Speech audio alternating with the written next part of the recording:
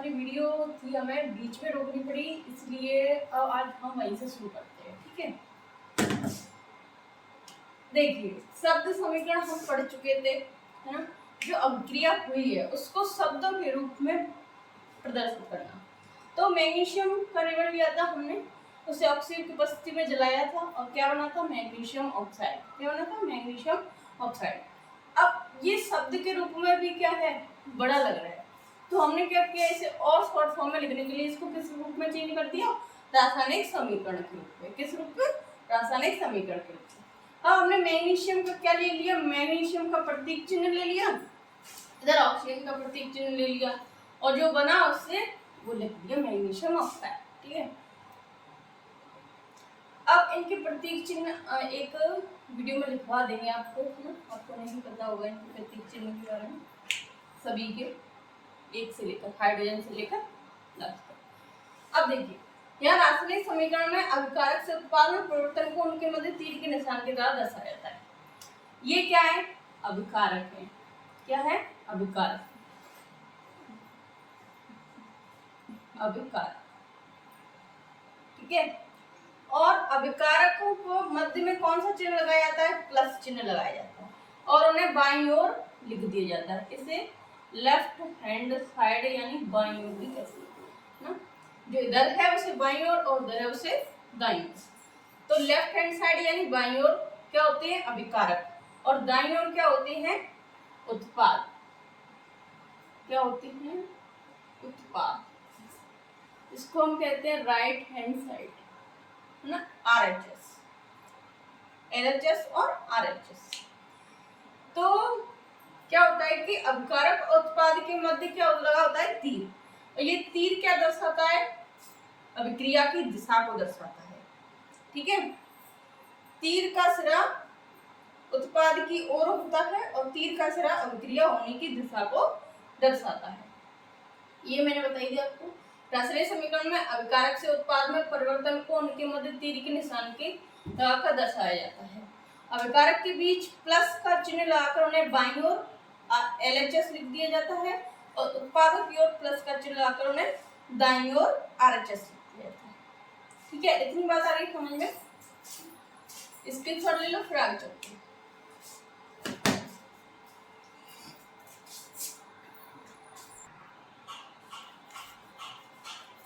देखिए एक समीकरण लिखा हुआ है Mg+O2 MgO, ठीक है ना। अब इसमें क्या देखना है कि इसमें दाईं ओर और बाईं ओर, दाईं ओर और बाईं ओर LHS और RHS के तत्वों के परमाणुओं की संख्या दोनों तरफ समान है या नहीं है। चलो देखते हैं।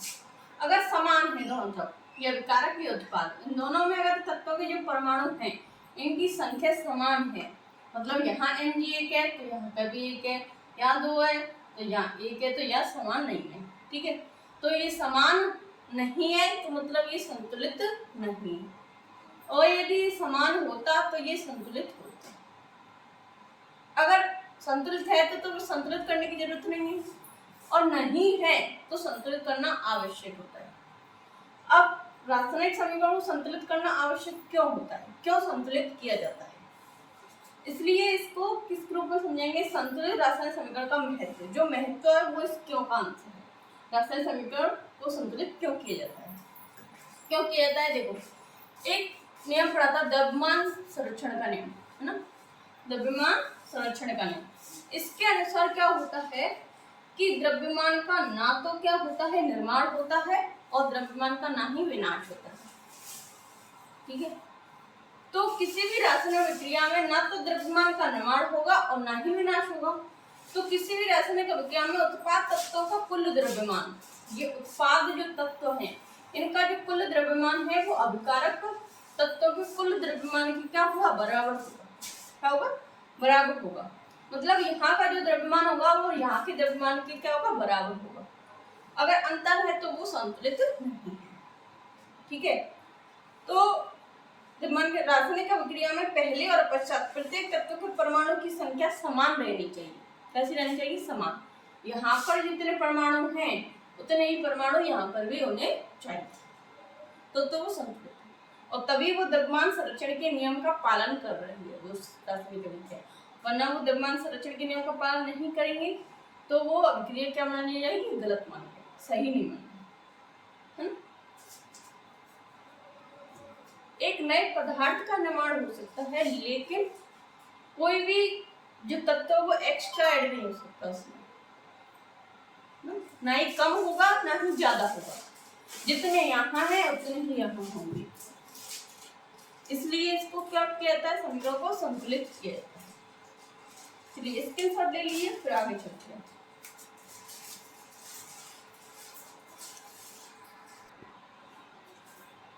अब देखिए, इसलिए कंकारी समीकरण को संतुलित करना आवश्यक है, ठीक है। अब एक समीकरण लेते हैं, जिंक प्लस सल्फर। सबसे पहले क्या लिया हमने, एक फ्लास्क लिया, उसमें एक कॉर्क लगा दिया और इसमें कांच की नली लगा दी। अब इसमें क्या लेंगे हम, दानेदार जिंक के क्या लेंगे, टुकड़े लेंगे, क्या लेंगे, दानेदार जिंक के टुकड़े। जिंक को क्या कहते हैं, जस्ता भी कहते हैं, ठीक है, ये H2SO4, ठीक है। फिर जब जिंक के टुकड़े ले लिए, अब इसमें डालेंगे सल्फ्यूरिक अम्ल, ठीक है।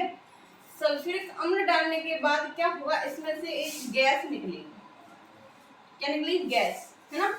वो कौन सी गैस होगी, H2 गैस। तो देखो हमने जिंक के टुकड़े लिए थे, उसमें क्या डाला था, सल्फ्यूरिक अम्ल डाला था, जिंक का सल्फ्यूरिक अम्ल डाला, क्या बना, जिंक सल्फेट बन गया यहाँ पे, और कौन सी गैस निकल गई, हाइड्रोजन गैस निकल गई, ठीक है, जिंक सल्फेट और हाइड्रोजन गैस, ठीक है। उसको मिटा देते हैं।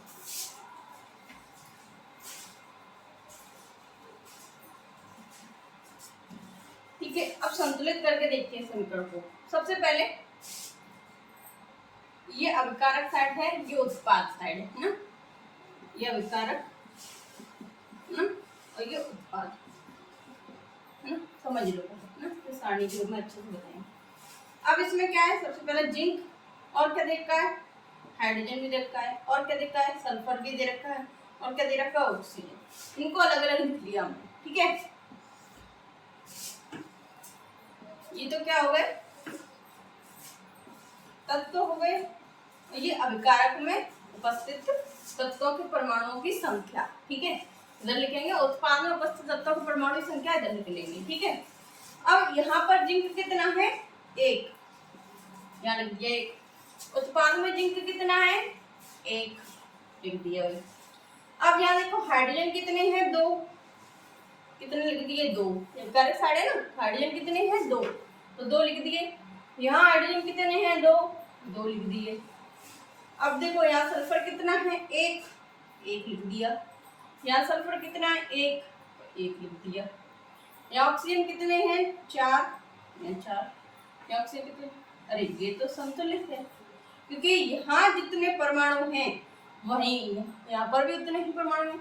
यहाँ जिंक का एक परमाणु, उत्पाद में भी जिंक का एक परमाणु, और हाइड्रोजन का दो, तो यहाँ पर भी दो, सल्फर का एक, तो यहाँ पर भी एक, ऑक्सीजन के चार, तो यहाँ पर चार। तो ये क्या है, एक संतुलित समीकरण है। ये कौन सा समीकरण है, संतुलित। कैसा है ये, संतुलित समीकरण। अब एक ऐसा समीकरण लेते हैं जो संतुलित ना हो, उसे हम संतुलित करते हैं, ठीक है। स्क्रीनशॉट ले लो, फिर आगे चलते हैं।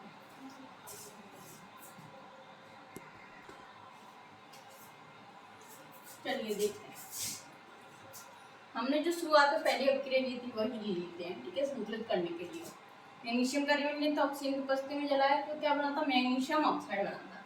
अब इसमें क्या लगे, अभिकारक में परमाणु की संख्या LHS, ये कौन सी साइड है, LHS, और ये कौन सी, RHS, ठीक है। अब इसमें कौन कौन से तत्व दे रखे, देखो मैग्नीशियम।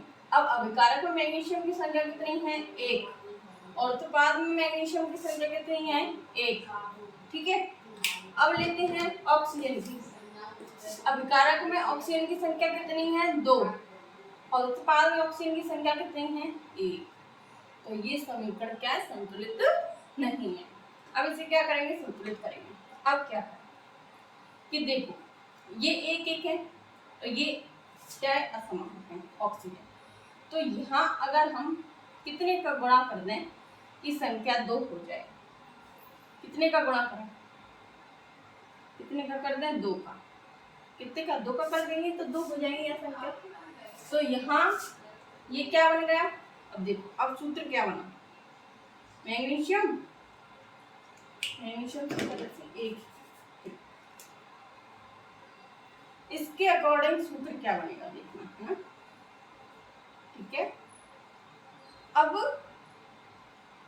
यहाँ कोई चेंज नहीं करना है, तो मतलब हम दो यहाँ नहीं लगाएंगे, कहाँ लगाएंगे, कोष्टक के बाहर लगाएंगे, कहाँ लगाएंगे, कोष्टक के बाहर लगाएंगे, दो यहाँ नहीं लगाना, दो देखो कोष्टक के अंदर कोई चेंज नहीं आएगा, तो दो हमने कहाँ लगा दिए, यहाँ आएगा, अलग से दो कहाँ लगा दिए, यहाँ, ठीक है।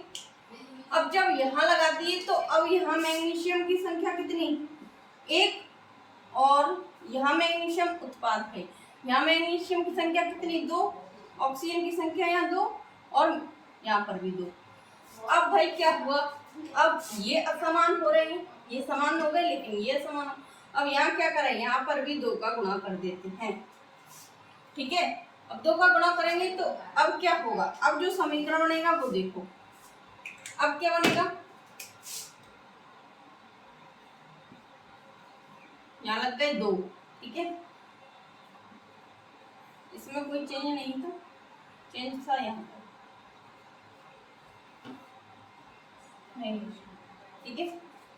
अब देखो मैग्नीशियम कितने, दो, यहाँ पर कितने, दो, ऑक्सीजन कितने, दो, यहाँ पर कितने, दो, ठीक है। आई बात समझ में, आई बात समझ में कि नहीं आई, सादा सिंपल भाषा में समझाया गया है। जब भी हमें कोई चीज चेंज करनी है या किसी का गुणा करना है तो हम उसके आगे नहीं लगाएंगे जिसमें हमें चेंज करना है या हमें उसकी संख्या बढ़ानी है, तो उसी में नहीं लगाएंगे, हम कहाँ लगाएंगे, कोष्टक के बाहर आगे लगाएंगे, ठीक है, आगे लगाएंगे, यानी कि एनजी यहाँ दो, दो यहाँ लगा दिया, यहाँ दो नहीं लगेगा, यहाँ नहीं लगेगा, दो कहाँ लगेगा, आगे लगेगा, कहाँ लगेगा, आगे, ठीक है। स्क्रीनशॉट ले लो, फिर आगे देखते हैं।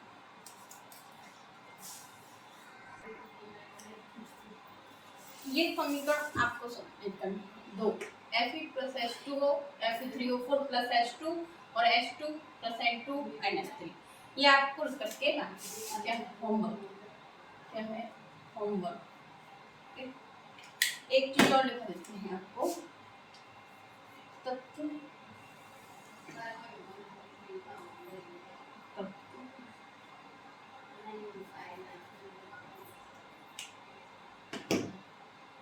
चलो उनके प्रतीक चिन्ह है, इसका है हाइड्रोजन, ठीक है, और ये क्या है, एक इसका क्या है, परमाणु, परमाणु, ठीक है, हाइड्रोजन का एक, ये है हीलियम, ये लिथियम,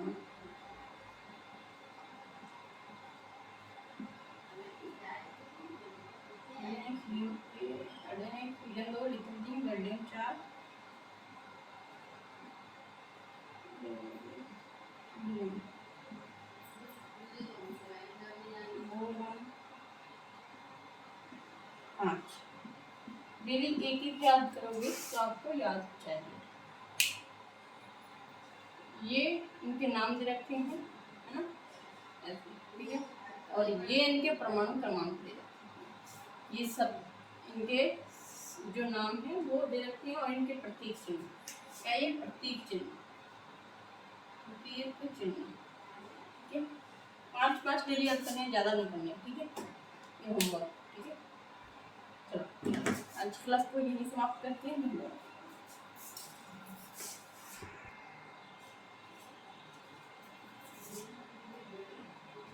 इसमें BE होगा, क्या होगा, BE चेंज करना, BE होगा, ठीक है।